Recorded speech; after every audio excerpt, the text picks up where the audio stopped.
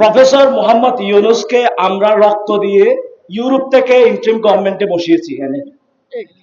এরপরে প্রফেসর মোহাম্মদ ইউনূসের যা যা করতে হয় উনি তা ব্যতীত যা যা করতে না হয় উনি সবগুলো করেছেন। প্রফেসর ইউনূসের করা দরকার ছিল যারা শহীদ হয়েছেন, যারা গাজী হয়েছেন তাদের অধিকার রক্ষা করা।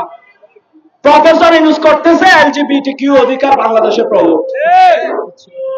সম্পূর্ণ পশ্চিমা কালচারাল যে একটা অ্যাগ্রেশনস আছে এটা আমাদের উপর চাপিয়ে দেওয়ার জন্য পুরা ইন্ট্রিম মিলে কাজ করতেছে।